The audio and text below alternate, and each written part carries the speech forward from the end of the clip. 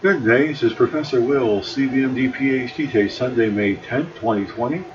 It is 6:31:52 seconds a.m. Eastern Standard Time, and this is a continuation of my Corona series. So let's get started here. Bat superimmunity may explain how bats carry coronaviruses, study finds. Bat virus adaptation may explain species spillover, researchers say. Date May 6, 2020. Source University of Saskatchewan. Summary. Researchers have uncovered how bats can carry the Middle East respiratory syndrome, MERS coronavirus, without getting sick. Research that could shed light on how coronaviruses make the jump to humans and other animals. Coronaviruses such as MERS, severe acute respiratory syndrome, SARS, and more recently the COVID-19 causing SARS-CoV-2 virus, are thought to have originated in bats. While these viruses can cause serious and often fatal diseases in people, for reasons not previously understood, bats seem unharmed. The bats don't get rid of the virus and yet don't get sick.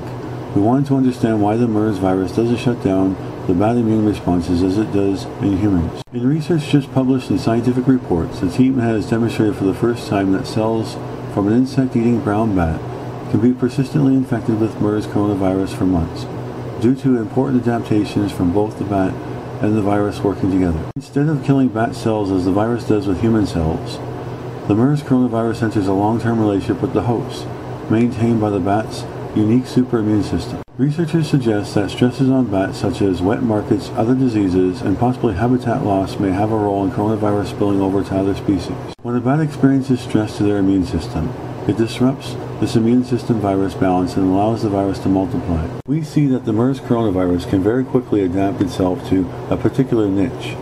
And although we do not completely understand what is going on, this demonstrates how coronaviruses are able to jump from species to species so effortlessly. So far, the SARS-CoV-2 virus has infected more than 3.5 million people worldwide and killed 7% of those infected. In contrast, the MERS virus infected nearly 2,500 people in 2012, but killed 1 in every 3 people infected. There is no vaccine for either SARS-CoV-2 or MERS.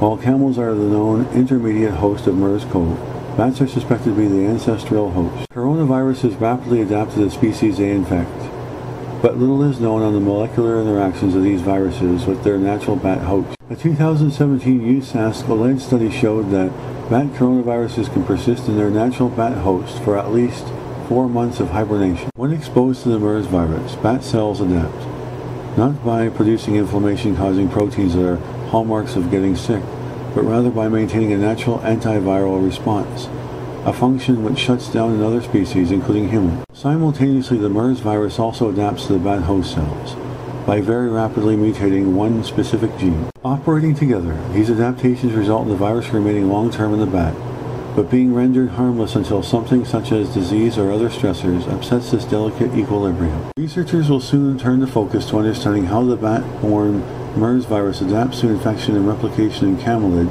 a group of even-toed ungulates that includes camels and human cells. Newly discovered cell type plays crucial role in immune response to respiratory infections. Day May 8, 2020. Source: the Flanders Institute of Biotechnology. Summary: with a discovery that could rewrite the immunology textbooks, an international group of scientists have identified a new type of antigen-presenting immune cell. These cells that are part of an expanding family of dendritic cells play a crucial role in presenting antigens to other immune cells during respiratory virus infections, and could explain how convalescent plasma helps to boost immune responses in virus-infected patients. Inflammation and immunity. When our body faces an infection, it responds with inflammation and fever. This is a sign that the immune system does its work, and leads to the activation of many cells like soldiers in an army. Dendritic cells, DCs, are the generals of that army.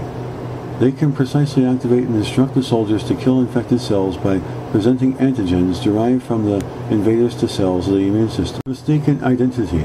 There are several types of DCs that perform antigen-presenting functions in the body. The first type of conventional DC continuously scan the body for dangerous invaders, even when there is no infection. When there is inflammation triggered by infection, another subset of DCs emerges from inflammatory monocytes. Because monocyte-derived DCs are easily prepared in vitro from monocytes isolated from human blood, it was always assumed these cells were very important antigen-presenting cells. Clinical trials using monocyte-derived DCs in cancer therapy, however, been disappointing. Researchers show that monocyte-derived DCs are poor antigen-presenting cells, but have wrongly been assumed to have these functions because of a case of mistaken identity. The scientists studied mice with a viral respiratory infection, pneumonia virus of mice and influenza virus, with single-cell technology. The single-cell resolution allowed them to finally separate the monocyte-derived cells from other DCs during their response to the infection. They found that monocyte-derived DCs do exist, but actually do not present antigen. The reason for all the confusion in the past is that the look-alike new DC emerges called inflammatory type 2 conventional DC, or INF-CDC2, that combines some of the best characteristics of monocytes, macrophages, and conventional DCs to induce the best form of immunity. This was a big surprise for us. We've all been taught that monocyte-derived cells are excellent antigen-presenting cells, certainly when there's inflammation. Now we show that it is actually a new hybrid DC type that is doing all the work.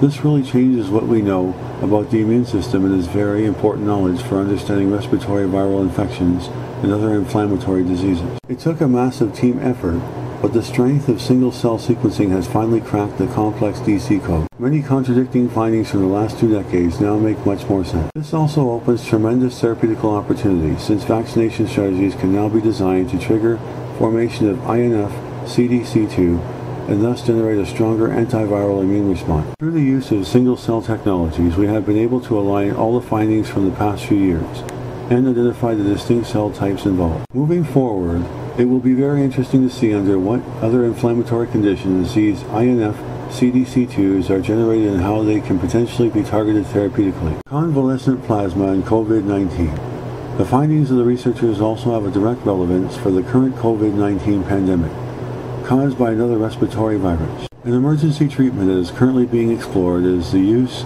of convalescent plasma, or the blood plasma of recovered patients. One of the unique features of the new DCs is that they express functional Fc receptors for antibodies that are found in the plasma of patients who have recovered from COVID-19. This study is the first to show that one of the mechanisms through which the convalescent plasma and the virus-specific antibodies in it work is via boosting an INF-CDC2. Since boosted DCs induce a much stronger immune response, this study reveals a new target for therapeutical intervention for viral infections and other inflammatory diseases. Good day, this is Professor Will, CBMD PhD on infectious disease and microbiology. Well, I hope you enjoyed listening and have a great day.